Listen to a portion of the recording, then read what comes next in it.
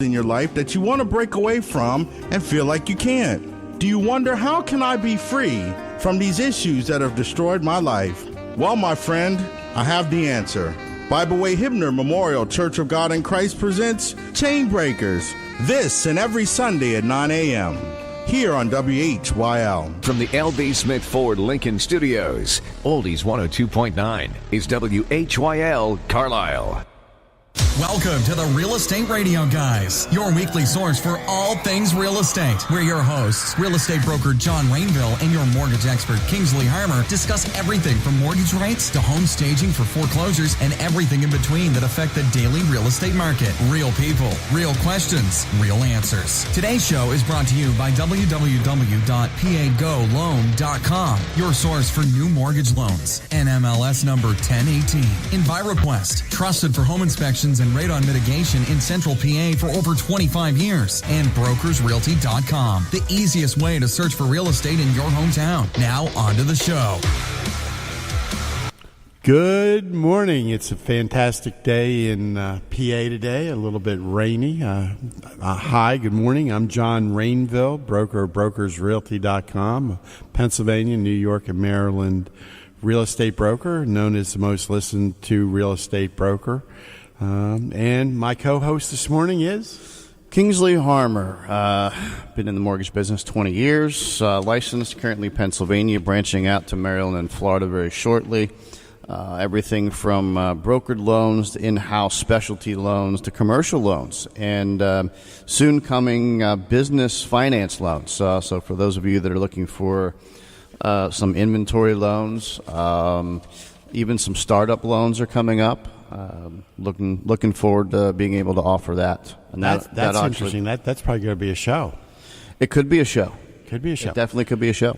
Well, today we're going to be talking about insulation, how important it is in homes, buildings, and where the new insulation standards are headed, because there's a big change on that. So we're going to be talking with Heather from All In Insulation today. They also do spouting. Maybe we'll get a little bit of that in, see how much time sounds we have. Like a hot topic. Yeah, or a cool topic, because insulation works both ways. And we're also going to be talking with our favorite home inspector, John Stas, later in the show. We'll be talking with John today about roof inspections. And then we're also, Kingsley and I are going to be talking about 6 things that can blow up a real estate, purchase or sale, and how, what you can do to prepare for them. So that's going to be towards the end of the show. So hopefully you hang in here with us. So good morning, Kingsley. What's going on in the mortgage world right now? Just a quick. Well, it's funny you bring that up, because I was sitting there looking and pricing up a loan the other day, and the credit scores weren't the greatest, but I just kind of noticed a little bit of a hike in the your normal conventional products, and so yeah, I mean it's slowly but surely and very slyly, kind of creeping up. The rates are creeping up on everybody, which of course that's what's been expected and foretold for I don't know how long. We were just kind of getting used to it and lazy for the sole fact that every week we would come in and lo and behold, nothing happened. There's some people in the industry stating that there's going to, just because of some of the factors that are coming in, that we may actually see a slight dip in the coming week. Well, you mean rates go down? A touch. Yeah. I mean, they're still good.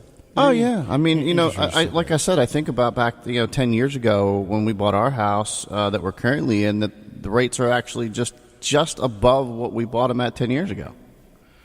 Wow. So how can you go wrong? No. Really, you can't. It's just such a phenomenal time to buy, real estate. We've just been spoiled over the last, 8 years with such record low rates that we look at them now, like, oh, well, I can't afford a house now. Well, at the end of the day, when the rates go up, your affordability goes down. Everybody knows that. So, if you're the type of person that's afraid to jump, don't go bungee jumping, don't go skydiving. You just got to jump feet first when you're ready to buy a home. Yeah, so if they need to check, if somebody wants to check in with you, about getting pre-approved, best number to reach you at? Give me a call directly at 717-200-4800, and we'll just go over see if it's even worth either purchasing or even refinancing. You may have bought with a rate of 7% because of something with your credit. Maybe we can look to see if we can't correct that, get your credit score up and your rate down all at the same time, and save you some money. So, folks, if you have any questions today on our topic, which is we're going to be talking about insulations, when you should correct it, what's the new standards on that. If you have any questions on that, any questions on roofs, any questions on buying or selling property, or questions on mortgages, feel free to call in to us. Our local number here is 717-249-1787, 717-249-1787. And we'll be happy to take your questions. Or, of course, you can, private messages or messages on our Facebook page. We're up and live and watching things there.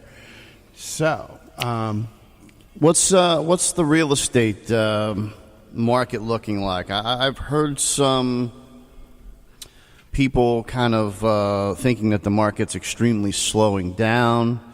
Is that the case here in Central PA? Are we still having an issue with inventory, or we're still seeing low inventory? We're starting to see a lot of the luxury home market, move fairly strong, and people have confidence now in the luxury homes to be putting them on the market. I know a couple of my guys are working on. Well, actually, they should have it listed hopefully by the weekend.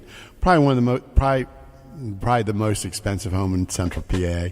It'll probably be about $3.5 million. Gorgeous home. I was there last weekend. Just absolutely better be for $3.5 million in Central Dude, Pennsylvania. it's got the pool setup that you're looking for. It's got the waterfalls, volcano, fire. Breathing dragons. We can definitely add the volcano in. It's already got 2 fire pits built into the volcano mountain behind it. All right, now hold on. What about the wall that extends out beyond the pool for the wintertime? Kind of like the rolling wall, how you ran it across the gym to split the gym into two, except this is like made of glass, so that when it rolls out from the house, it encompasses the pool inside, so that in the wintertime we can still have barbecues and picnics. Well, no. No? All right. But it does have the fire-breathing dragons? Oh, it's got a great pool with like a beach where you can like put chairs in, like sort of like when you're at the shore, how you put your chair in sort of like in the water, and then you can still have an umbrella there. Pretty cool. It's the first one I've seen with like a beach. Really? Yeah. Like an actual beach? Right. How about a swim-up bar? Al? No, but it does have a place where you can add it in. It's got a patio pavilion, and real easy add in. Now you say $3.5 million. Now you're talking to a guy that came from the Los Angeles market, so that was a pretty common thing to just buy almost any house in the Hollywood Hills for $3.5 million, and it was like, we'll call it a 1,500 square foot house. That's what you would get for $3.5 million out there. Now this is like over 8,000, almost 9,000 square feet, not including the finished lower level. 6-car garage. 8,000 square feet, not including the basement. Yeah, no, almost 9,000 square feet, not including the basement. 6-car garage. You can expand out over the garage in the. You'd have like nanny quarters or something above the garage if you want it. You've got 8,000 square feet. What do you need nanny quarters for? Why would you need to add anything to this house? How many bedrooms does it have? Well, it's got, 3 or 4. It's a big house, dude. It takes an hour to walk through it. Now, does this, in comparison to our, what is it, that acre farm with the resort area with all of the rooms and stuff and the house? This house is all stone. It was just built about 2 years ago, approximately. So, I'm going to say probably about 1 thick foot stone walls That's how it was built. I mean, I'm talking the entire house. So I mean, it's just amazing. Amazing. Well, but for $3.5 million here in Central Around Pennsylvania, here, you better be. 10 acres, obviously a gorgeous view. It's just tremendous. Okay, so we're having some issues this morning getting a hold of our guest from the insulation place. So why don't we skip ahead and talk about 6 things that can cause a deal to go sideways. All right, that sounds good to me. Well, one of the first examples of a reason a deal. Oh, and while we're on this topic, if there's any realtors that are actually up this early in the morning that are listening to us and have an actual nightmare of a deal that fell through when we come up with these topics, feel free to call in. What's our number? 717? 249-1787. So we're not just talking about what the problems are, but what some of the strategies are. So for a buyer or a seller, one of the things that can be a blow-up is the buyer's financing, right? Absolutely. So what are some strategies that buyer or seller can use? Obviously, for the buyer, I would say they should be pre-approved, not just pre-qualified. And that's actually a big thing now. There's several companies that surprise me to this day that still do not actually do an official pre-approval. In other words, I'm a licensed loan officer, and I've been in this industry for about 20 years or so. So, when I look at somebody's documents, I can tell, okay, look, their income is XYZ, or they've only been a trucker for 3 months. We may have an issue getting an official approval. And even that, with 20 years of knowledge and seeing all types of different issues with loans and denials, is not a pre-approval. It's still technically a pre-qualification. So when you have somebody called up and pre-approved, you want to make sure that an underwriter is reviewing the file. In other words, Kingsley, I need you to pre-qualify this guy. I'm looking to put an offer in on a house, here in Carlisle, whatever the sales price may be. So when I call that individual, I'm actually requesting income documents. I'm requesting, bank statements or assets to verify that they have the money to put down. And, of course, we're checking credit, et cetera. So once I have all those documents, not only am I looking at it to kind of, weed out the people that are certainly not going to qualify, but then an underwriter actually reviews those documents, checks the income, makes sure the DTI, debt to income ratio, and everything else is in line, right? And actually gives it a stamp of approval, minus the property, of course. So that's the first thing you want to make sure that's happening. Now, there are issues that can pop up along any loan, and 249-1787. Of course, 717-249-1787 is the number to call in here at the studio, by the way. If you have any questions, yep.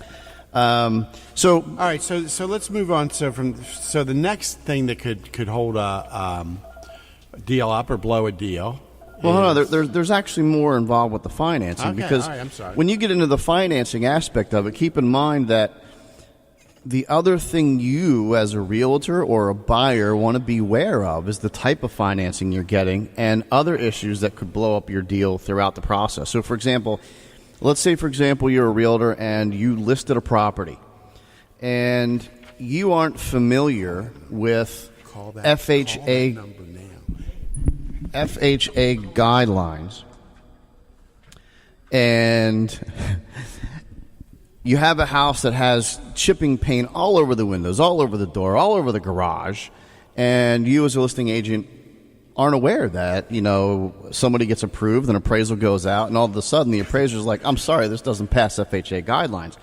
Well, the property itself has to actually pass for the financing as well. How come you can't answer it? So, so there's another issue you have to take into account when you're getting financing, is the property itself. Can you call me back at this number I'm going to give you? In any event. So, all right. So On to number two. Yeah, number two are inspection repair requests. So if you're a buyer, you have to realize, look, if you're buying a used home or even a new home, not everything's always perfect. So there may be some things that you have to expect that you're going to fix, I'm going to say, if you're the buyer, after settlement. And if you're the seller, there's some things that you're going to have to fix maybe for the seller in order to buy, right? Yeah, absolutely. Now, with that being said, an inspection comes in, and let's just say, for example, there's some peeling paint on the windowsills, right? Right. Well, every buyer's going to want brand new windows all throughout the house, right? Is that likely going to happen? No. So a lot of times buyers are unrealistic. They think things are going to cost a lot more than what they do. And I find with a lot of the buyers right now that they're not realistic, that, a seller is not going to make everything completely perfect before they buy it. They're going to take care of usually health issues, safety issues, things like that. And that can be called on not because of the inspector. Sometimes the loan actually requires them to have some the of that appraiser done. will call some of that stuff out. It's usually called subject to. So, for example, if it's missing a railing on a deck, as a seller, you're most likely going to have to do that, right? Yeah. All right, so we've got through 2 of our 6, but Heather's on the line now, so we're gonna be talking with Heather from All In Insulation. We'll pick this back up. Yeah, and then we'll pick this back up probably not until after Mr. Stas today. Sounds good to me. Good morning, Heather. How are you doing? Good morning. I'm great. I'm sorry about the technology issues. Yeah, no worries. Some of it could have been on our end. We'll blame our producer, Big Dog. He just got on Facebook, Heather. He just finally got into Facebook. So I'm going to have to send you things so you can friend him. He's only got like 15 friends. All right. I'll friend him right away. So look at that, Al. You're going to have 500 requests by the time we get off our show. I appreciate it, definitely. So good morning. So tell us a little bit about All In Insulation and Spouting. Is that really the correct name? The correct name is All In Insulation LLC, and we added Spouting, but we just never added it to the name. We are the only local family-owned and operated insulation and spouting company in this area. We've been in business for about 4 years. We had bought out a larger company 4 years ago and took over what they were doing. Our number one mission is to educate, to let people know what they don't know, to get the word out about how important insulation is in your home, how much money it can save you. It's one of those things that we're not taught about in school, and people typically buy a house and they don't understand how important insulation really is, and so that's why we do what we do. So what does insulation really do? I mean, I know some of the older homes, obviously people probably have out there, may not have any insulation in them, but what's really the function here? Well, and you're right. Many of the homes in this area do not have any insulation. We've gone into homes where people have lived in the house for 60 years, and they have zero insulation in their home. A well-insulated home is basically one that has most likely fiberglass insulation, and it's the most cost-effective way to save energy and help reduce your heating and cooling costs while adding to the comfort in your home, whether that be thermal comfort or sound comfort, acoustical comfort. It's really, really vitally important because if you don't have enough insulation in your house, you're basically throwing money out your roof, throwing money out your crawl space, throwing money out your sidewalls, throwing out money out your blockers and runners. And people often buy a house and they'll get an inspection report and they'll say you have adequate, or we suggest that you upgrade your insulation, or they'll give them an R value, saying like an R11 in the attic. Well, most homeowners or home buyers or people who are renting to go buy a home, they don't understand what an R value really is.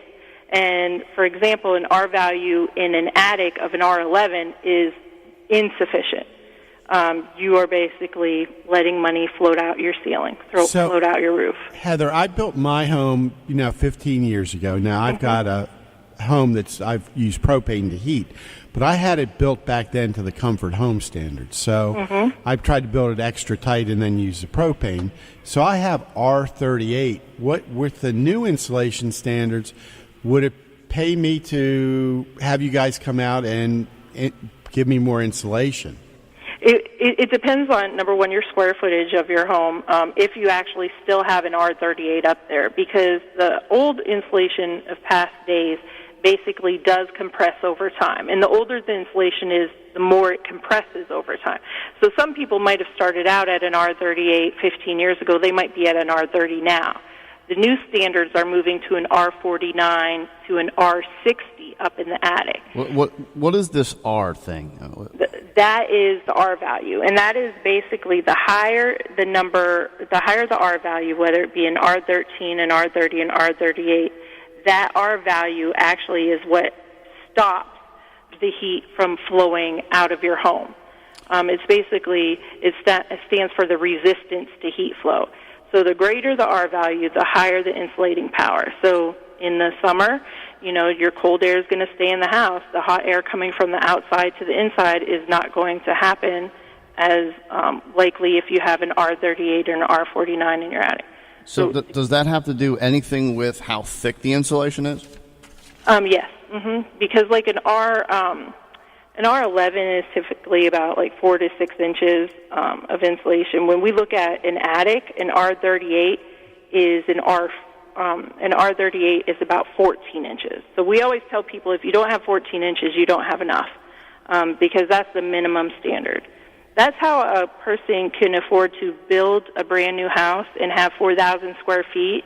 And if they set it up correctly and put the right R values in their walls and in their ceilings, then they can heat that home or cool that home for less than a house that was built 20 years ago and is only 1,200 square feet. So let me take our average house that was built maybe 20 years ago, and it has 2x6 walls, right? Mm-hmm. So you've only got 6 inches to play with. So what you're telling me is that my R value right off the bat is only going to be 11 or 13 or whatever the case may be because of the thickness of my walls? Yes. Mm-hmm. So what depending if I depending on the thickness of your walls, it can range and it also is something that is typically chosen by the homeowner when they're building the house, what R value they want to put in those walls. So typically you'll see people that will, try to save money on the R value in the walls, and they're actually losing money in the long run. So they're saying to themselves, well, if I only put an R11 in there compared to an R13 or a 15 or an 18, then I'm going to save this amount of money. But they really should spend the money when they're actually building the house, insulating the house, because that's going to save you money for the next 30 years. So I'm pretty much capped at what my R value can be if I'm building my walls with 2x6s, and I've got a 6-inch wall. So what if I bought a house, though, and I take R38 insulation and I squeeze it into the walls? No, you can't do that. Do I get better insulation? When you compress the insulation, when you compress it, you lose the R value. You have to install the insulation correctly. You will have to let it have enough space to flow to keep the hot air out or the cold air in. So whenever you compress it, that actually takes away from the R value. That's why you really want to hire someone to install it that knows what they're doing. That is a professional, because whenever you squeeze it too tight, you lose the R value. Okay, or if you leave a void in the wall, you'll lose the R value. So when I bring you out, you're going to look at my house and say, look, I know you want R38 in your walls, but based on your house, this is kind of the maximum that you can really do to effectively get the most out of any changes or re-insulation. Yes, definitely. So, Heather, just give our listeners, let's just say that I have R30 right now, and I want to go to the R49. Maybe I have a 2,000 square foot colonial, so I've got about 1,000 square feet up in my attic. About just a rough idea to go from R30 to the new R49. Are we talking thousands of dollars? No. Actually, it's really inexpensive. I don't ever really give quotes over the phone because every house is different, okay? When I go into a home and we look at installing insulation in the attic, we're looking for certain things. We're looking what type of insulation do they have at this time? Should it be removed? Do they have the proper vents in the baffles, in the ceiling? Is there any type of mold issue? We look for a lot of different things before we give an estimate, but almost 90% of the time, we always just end up coming in and blowing insulation right on top of the existing insulation. We don't really recommend that people remove the old and start fresh. So if everything's, I'm just trying to get a ballpark idea. So if everything's okay, we don't have extra problems, we don't need to add in any extra ventilation or whatever. But to go from like an R30 to, the R49, I mean, are we talking $2,000? I mean, I'm just yeah, about that range, about $2,000. Okay. In most cases, we go into a lot of homes that are 1,200 square feet, and we can actually that don't have any insulation. We can actually insulate them for well under $2,000. So it's pretty economical, and your return on investment typically based on what the amount of electric or gas that you're using to heat or cool your home at this time, your return on investment is typically under a year and a half. Really? Mm-hmm. Yeah, it's really inexpensive, and that's why we always tell people just have us come out or have anyone come out and give it a look over and see what you have and give you an estimate, and then you know where you stand and is it affordable for your budget. But you will make that money back in definitely under 2 years, a year and a half typically, and then you're going to have the next 20 years of savings on top of that. All right, so let's go back to a house that I've already, own. I don't have the luxury of building, a brand new one, right? So I want to try and make this house as efficient as possible. Mm-hmm. You're saying that, there might not be insulation in the walls, or there might be inadequate insulation. The last thing I want to do is have, a contractor have to come in and rip out all my drywall to insulate my house. Is that really the only way to do it? No, that's not the only way to do it. When we come in and we look at the house, the first thing we look at is the ceiling, because that is where you're losing most of your energy. Then we also look at the sidewalls. We have this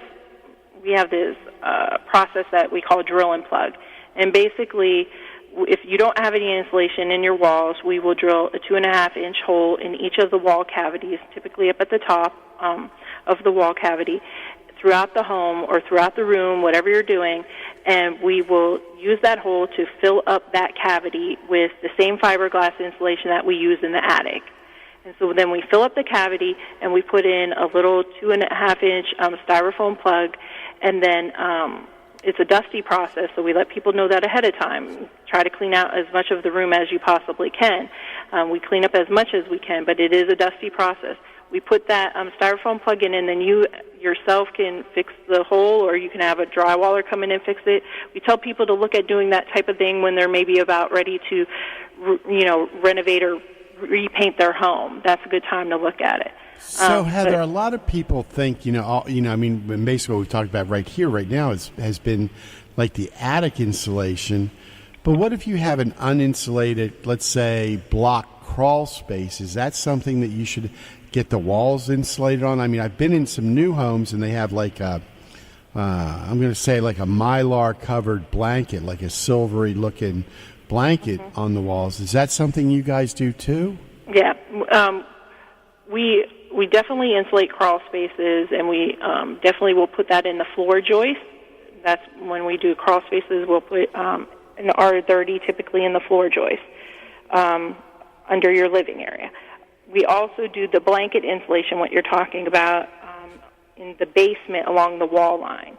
And that's pretty much a very easy install. Typically, people will put an R11 on their basement walls, and just to kind of help, alleviate any airflow going to the outside. So what if you have, if they're like an exposed, some homes I'm in, they have like an exposed crawl space. We're going to say where that block is actually, the outside wall. So that would probably be a big benefit there if it went from just no insulation to now having like that you said what, R11 in there? Yeah, to cover up the exposed area, I would probably use a Thermax sheathing to do that. because you're not going to be spending any time in the crawl space. In the crawl space, though, where the actual floor joists are, we would put like an R30 insulation in there, and that would be a huge benefit to your floors won't be as cold as they normally are. You're not going to lose as much energy through that area. So it's definitely a huge benefit, and it's really cost-effective also. You should definitely get your return on investment in under 2 years in that area also. So, have you guys ever used the foam? Yeah, we have a state-of-the-art spray foam rig that we use on commercial jobs and on residential jobs. It is wonderful, but it is a little bit more expensive than your actual fiberglass. So does it actually insulate better than fiberglass? You get an R7 from the spray foam insulation. So typically when we're going in to do a home, say they want to have the wall spray foamed, we will spray foam like 1 inch to 2 inches and get between an R7 and an R14 value out of it. And it is very, a lot of people like it. A lot of people are moving to the spray foam. So I think it is beneficial. So is it as effective as the fiberglass or equal? It is. Okay. Yeah. Mm-hmm. Yeah, it's definitely as effective. You don't have any chance of any voids with the spray foam. So you guys do residential and commercial buildings, I assume. Mm-hmm. Yes, we do. We do all of the insulation and spouting for a number of the large builders in this area, but we do commercial work also, say like your Wendy's, Panera's. We're actually working on a retirement facility right now. But my favorite is homeowners. My absolute favorite is homeowners, because we can go into a house and we can change people's budgets. We can change their lives. They can have the money they need for their kids to have dance lessons or play football, and people just don't know about it. A number of the people we talk to have never even been in their attic, have never even gone up through their access hole in their closet. They don't even know what's up there. And that is crazy to me, because they have no idea how much they have up there. They have no idea if they even have anything up there. So if someone's on a budget, Heather, where would they start? I always tell them to start with the attic. And then work your way down? And work your way down. Start with the attic, then go to the crawl space, look at your basement, then go to your sidewalls, look at any areas where you notice that there's a huge difference in temperature. For example, a bonus room or a closet. Some people will have, a bonus room above their garage. Now all of a sudden they want to use that area. Should we insulate, and we'll go in and we'll look at it, and we'll see that maybe when the home was built, the homeowner decided not to insulate that area of the home for some reason. They didn't think they would use it that much. Well, now the new homeowner does. And so those are the things that I always tell people, look at those areas first. You're going to save the most money. Now, let's say a home with a basement that is completely underground. Mm-hmm. Does it pay to insulate between the basement and the first floor? If you're utilizing that space, then yes. I would say anytime you're insulating, it's worth it to me. Well, I want to take heat, for example, right? And I'm always under the assumption that heat rises, right? So if I've got, let's say, a heat pump or a furnace that I'm heating the basement, and I'm thinking to myself, well, why would I want to insulate between the basement and the first floor? It's going to rise and automatically No, you don't up. Want to insulate between the basement and the first floor. I'm sorry. You want to insulate along the basement walls, the exterior of the home. That's where you would want to spend your money. You definitely, if you're heating your basement and using your basement, you don't want to insulate between the basement and the first floor. The only times that we actually insulate between, say, the basement and the first floor and the second floor is for sound. Say, you're sitting in your living room, and every time someone's taking a shower or using the restroom, you hear the toilet flush. So sometimes people have us come in and look to see if there's anything we can do in those areas. Can we insulate in between the floors to adjust the sound? The old bowel movement nullification process. I love it. Pretty much it. And that's why when people are building new homes, I always say, make sure you spend the money on the insulation. Put the insulation, the soundproof walls around your bedroom. Put them around the bathroom. And just for the record, my wife, we've been looking at wanting to build here, soon. It has to be a toilet in its own compartment within the bathroom. And that's got to be insulated. And most likely it's got to be insulated. The thing you want, if you're looking at building a home, the thing you want to make sure in terms of restrooms is that you're making sure that your soil pipes are insulated, that rock wool is getting put around those soil pipes. That will definitely help with the sound. So those are things that people aren't really aware of. They're just like, I'm so excited, let's put in these nice fixtures. Well, you're going to change your plumbing and your electrical fixtures probably every 10, 15 years. You can't get back in there and re-insulate. If you do, it's really time-consuming. It's really more expensive. So spend the money in the beginning.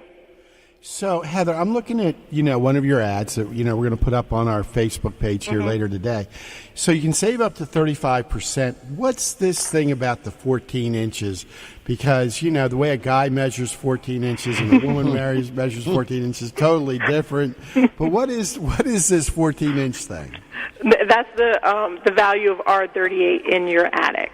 So we're probably going to have to change it this coming year with the new changes and the standards and everything. But we always tell people if you don't have 14 inches, you don't have enough. So basically, you're going to go up in your you're going to go up in your attic through your access, I can't or say the that ladder, I haven't or whatever. been told that one before. Sorry. That's right. You're going to put a little ruler in there, and you're going to see, do I have 14 inches in my attic? So do I have it up there? And if you don't, then you're definitely. What do you think the new measurement is that we're going to need to have to hit that R49? You're looking at around 20 inches, 18 to 20 inches, depending on. That's a lot of insulation. Yeah, depending on the brand of insulation. That's why it varies. Whether you're using CertainTeed or Owens Corning or Knopf insulation, the actual 14 inches, 18 inches will vary a little bit. And real quick question. Mm-hmm. What is the R value of brick, concrete, stone, etc.? So if I'm looking at an overall R value of my house and I have a brick blank house, I mean, does it make a difference that it's an all brick outside or stone outside? Now, this is where I get to say, you know what, I don't know everything. All right, and what I don't know, I pass on to the guys that are more technically in depth than I am. And I tell people if they do have technical questions like that, they can always call us. We have a person that works for us. He's worked for us. He has over 40 years in the business. My husband has over 15 years in the business. They can answer those technical questions that I can't answer, and I always pass those off to them. So I'm sorry I can't answer that. So, Heather, is All In Insulation, is that a family business? It is. Mm-hmm. Yep. It's me, my husband, my son, my other son, who's a mason, works for us when they're short on masonry work. Wow. We and everybody who works for us, we treat as family. So here, I'm going to have a question for you. That you can take back to your whole family at this point, since you have a mason in the family and a lot of experience. Have you seen those new homes now where they build the outside of the wall and they literally pour concrete in and it becomes the roof, the foundation, the walls, everything is cement, right? Yes. So ask to see if it would be worth me building an all-cement house insulation-wise as opposed to putting in... I actually knew the R value on that. Really? Oh, you do? Well, yeah. Tell me, please. It's R18. Really? Yeah, and the reason I know is because I have the lodge, for sale down in Biglerville, which is the poured concrete. The walls look like log, but yeah, it's an R18 value is what it comes to. Yeah. Wow. Now, I would want to look at the cost difference. Oh, well, I didn't say anything about cost. It costs a fortune. There you go. Yeah, let's we don't want to be, rational about this. So, Heather, what's the best advice you'd give to a person that's got any questions about insulation? Do they have enough? Is it going to cost them for you guys to come out and take a look? No. How do we do this? It's always a free estimate. So there's times we'll go out to see a homeowner and they'll say, I'm really having a problem. I don't know what's going on, and we can't help them. But we're always honest about that. We don't try to oversell. Our business is based on, certain values that we want to make sure that we treat everybody fairly and treat them like family. So I just always tell people, if you have any questions that we can't answer over the phone, we can definitely come out and look at it, give you a free estimate, and we'll give you the best options. Some people will go visit them, and they're like, I want spray foam, and we tell them, it's a lot more expensive, and then we'll give them the comparison, and then most times they'll go to the fiberglass. So that's always my advice to them. My advice also is to think about your family members, your parents, your aunt or uncle that you might take care of that are in a home by themselves on a fixed budget. Look at what they have. We've been at homes where people have lived there for years and years, and they've spent $600-700 on heating and cooling throughout the summer and the winter. And what could that person have done with that money all these years?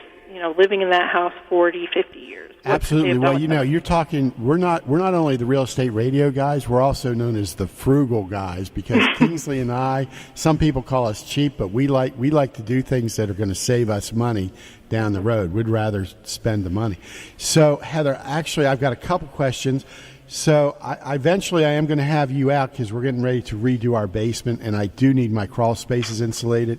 I do also want to get you out to give me an estimate, to get us up to the new code, up to the R49, because it sounds to me like I'm going to recover the money fairly quickly. Very quickly. I got another question, though, off the insulation. On the spouting, what if, should they only call you if they need a complete spouting job, or do you come out and take care of, like, maybe they just need a new front gutter or something like that, or does it have to be like where you're doing the whole house? No, we always look at no job is too small. We have people out call us and say, hey, a delivery guy ran into my spouting and knocked this piece off, or I'm having issues where the front of my house is constantly, the spouting's clogging, my husband's getting too old to climb up there and clean it out every year, what can we do? And maybe they just need a piece of gutter RX in the front and not in the back. Again, it's always a free estimate. We come out, we take measurements. This is how my guys do it. We come out, we take measurements. We answer any questions you might have, and then we leave. We don't do any high-pressure sales. So you're not going to get us where we come out and we say, well, if you sign right now, we'll take off this amount of money. If they're saying they're going to take off that amount of money, they're already overcharging you that amount of money. Mm-hmm. So we don't do that. We take your information, we leave. We send you an email with the proposal. If you like what you see, you sign the proposal and you send it back to us. And then we move forward from there. I know a lot of our, I'm out showing homes all the time, and I know with a lot of the storms we've had, I've seen people where they've lost, like, the downspouts where they've gotten blown off. Mm-hmm. I was just at home about 2 weeks ago, and I asked the guy where his, the downspout was in the rear of the thing, and he says, well, it's on the house. I said, no, there's nothing there. Mm-hmm, mm-hmm. But that's something they could actually call you, and I guess you guys would come out and install, like, a new downspout. Yep. Mm-hmm. We would install a new downspout for them. People need to be very aware of the water going around their homes in terms of their downspouts and gutters. So is that something the same guys do?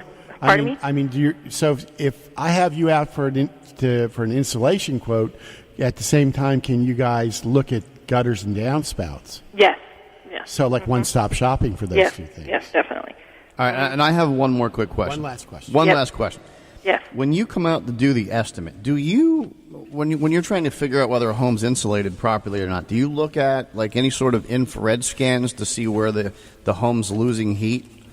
At this point, we don't. And it's one of the things that we're looking towards in progressing forward. Typically, most people that we go out and meet with, they know that this is the cold area of their house, whether it be, above the garage, the bonus room, this closet. They have us come out and look at the attic insulation and maybe the basement. Those are typically the areas we address. We don't do the infrared at this point in time. It is something we're looking forward to. It is more time-consuming process. It's more expensive process. And because we're able to give the free quote, and we're a small business, we're a family-owned business, we don't have 15 sales guys. Typically, the people you'll see that come out to meet with you are my husband and my son. we just don't have that amount of time. Which is nice to know, getting that one-on-one, support and or, if I'm looking, I already obviously said know where my house is having issues. So seeing is believing more times than not. Mm-hmm. So what is the best number to call your company? Because I know winter's coming up. And I already in the back of my head, I'm like, okay, my heating costs have been through the roof. And if I'm going to save, I don't know how much. Mine are low, but I want them lower, dude. Well, I actually, just put a post up, last week. I'm like, my electric bills are through the roof. It is. And that was after putting, new siding on, new windows, a heat pump. And I'm like, there's got to be something to give here. And I'm not trying to take away from any of those other businesses out there. But what I always tell people is the first thing you should check is your insulation, because you can basically insulate your attic in almost every case for less than it'll cost you to get 2 brand new windows. Nice. Okay? So that's what I tell people. And then that's brand new windows that are installed by another company, not yourself, okay? Gotcha. But, look at the insulation first, because it is the least expensive, and people just don't know what they don't know. The best number to always reach us at is my phone number, which gets me. The only time I don't answer my phone is if I'm already with a customer or I'm on the other line, and that would be 717-798-5970. So whenever you call that number, you get the owner of the company. You get someone who is invested in making sure that your home is taken care of, because word of mouth is key for us. We don't do a lot of advertising. We don't have billboards all over the place. We just have us, and we have word of mouth. So 717-798-5970. You can find us on Facebook. We're on the web. So that's how you get a hold of us. Yep, and awesome. We'll have you up on our Facebook page. Heather, thanks so much. You have a great weekend. We really appreciate it. And I think maybe one time we'll have to talk about spouting. I can't wait. Thanks, Heather. Thank you. Have a great weekend. Bye-bye. Now, keep in mind, Heather did just say the only time she doesn't answer her phone is if she's with another customer, right? So if it's like 3 o'clock in the morning and you had a draft come through, I'm going to call Heather and get her out here for a free estimate. But it is nice having a family-owned business to give you the attention that you're looking for, as opposed to some salesperson trying to sell you. Yep. Yeah. So good morning, John. How are you doing this morning? Great. Good morning. So we were talking with Heather from All In Insulation, and I know your topic today, you want to talk to the people a little bit about roof inspections. So what can you tell us about roofs? Sure. So from a home inspection standpoint, I know we don't have a whole lot of time, but just so I'll take the most popular or the most frequent roofing types, which would be the composition or asphalt shingles that we run into. The older type, the 3-tab or the architectural. So we run into the, various different types of so-called asphalt shingles. And then the second most popular type of roofing in this area that we run into would be the rubber roof for flat areas. So just to go into a little bit about what we inspect and what we typically find. So with the asphalt shingles, we're going to try to make a determination of the age. We got to get up close to the surface. We check the seals on the shingle. So the seal is, how does one shingle seal to the next?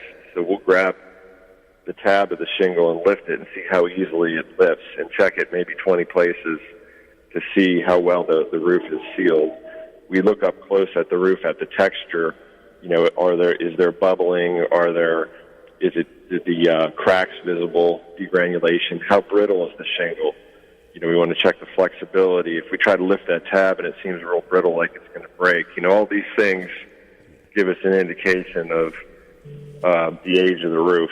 A lot of times people say, is it going to last 1 year or 2 year? And the way we describe it is a roof is going to deteriorate, from the sun, the wind, the rain, and it may last a certain amount of time, but if we get a bad storm or heavy wind, as it ages, it becomes more vulnerable to those conditions. You could have a storm that even damages the new roof. So with the asphalt shingles, those are some of the things we look at: the flashings, chimney flashings. We like to get up on the roof, and I always like to get up to the peak of the roof where I can see all the different slopes of the roof. I can see if there's a chimney, we'll check that, check the flashing. We look at the roof boots. A lot of times the roof boots where the stack flashings pipes come out, they'll deteriorate. So you mean like where your quicker. Bathroom vents come out or whatever? Is that what you're talking about? Okay. Yeah, we like to get up close to those. A lot of times those will deteriorate quicker than the overall roof. So sometimes you have to replace those. Even though your roof's in good shape, those will get beaten down by the So what's UV an rays. average lifespan of a typical shingle roof? Yeah, now they make different grades of shingles, but I would say around 20 years. So Not Tamco seconds like Kingsley likes. Frugal. Yeah, they're not all created equal, and roof's like a batch of cookies. Some will degranulate, and that's their.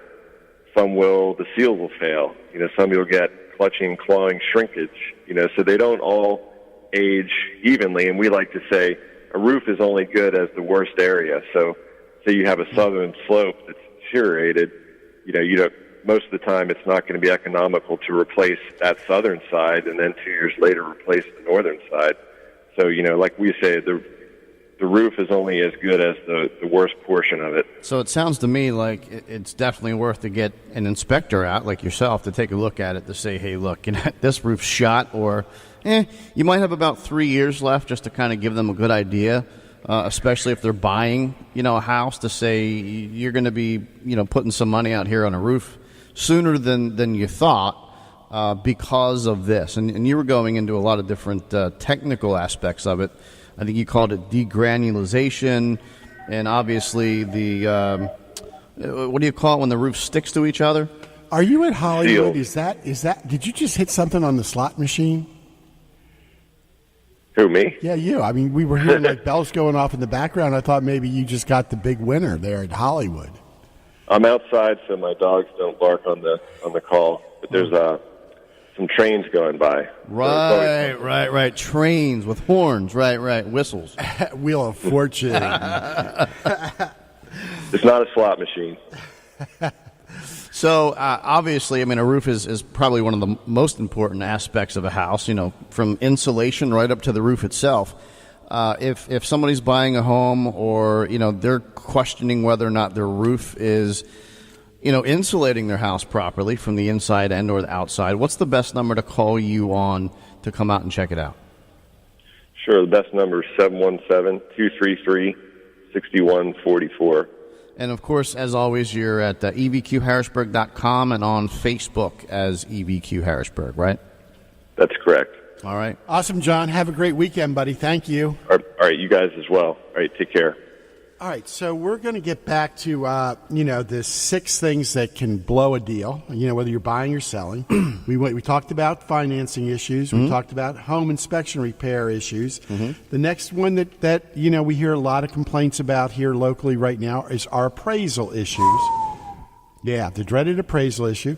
So appraisal issues that I see come up from the realtor side is, well, we didn't get value. We sold it for $200,000 and only appraised for $193,408. Is one issue, and then the second issue is what we talked about a minute ago about subject to repairs. Yeah. What should, from a loan perspective, is there anything that the buyer or seller can do to better prepare for those things? Well, most of the time it's going to be, I would have to say, the realtor's responsibility to educate either A, the seller, and or B, the buyer when they're looking at a particular home. So let's just say, for example, we're in the area of Camp Hill, so we've got a home that was built maybe in the 50s, okay? So there's obviously a lot more things that an appraiser may look at on a home that was built in the 50s that could come up, for example, on an FHA or VA loan. For the repairs. For repairs. But nothing we could do really for value. The value's the value. The value, well, at the end of the day, they say the house is worth what somebody's willing to pay, right? Of course, an appraiser has to go out and justify that. However, with that being said, if you have an appraisal come in, I'll sit there as a loan officer and I'll fight the value if I can actually see that there are other comps. You can go back to an appraiser and talk about that. Okay, so that's number 3 on our list. The next thing is closing on time. So a lot of people from the realtor side don't realize that there are dates that are extremely important, like the mortgage contingency date, having your inspections done on time, having your inspections, reports back and forth between the buyer and seller in time, getting your estimates on time. And so I'm sort of lumping that together with the next one, which is disclosure contingencies, where you have folks from the realtor side, you've got to hit those dates. You signed a contract, and those dates are very important, or it can impact being able to close on time. And then right now, somebody may have bought your house, and then you may have bought somebody else's house, who may have bought somebody else's house. Domino effect. Domino effect. So when somebody in that chain of purchases makes a hiccup, it can really displace a lot of families, and buyers and sellers out there. And most of the time, just from experience, you're going to kind of know when you meet as, let's say, a realtor. When you meet with a potential buyer, you're going to know whether or not that person's kind of lethargic as far as getting stuff done. But on a contract, you have to actually make application by a certain date, which means all your documents are in and all your disclosures are signed for a loan, and it's actually in processing. So that stuff needs to be done usually within 48 to 72 hours max, because every day that goes by, you're just delaying the inevitable, which is what's supposed to be your contingency date, and that could closing. Could impact you to lose the deposits you put down. Exactly. Because you didn't meet the terms of the contract. Correct. And we're starting to see people's feet get held to the fire.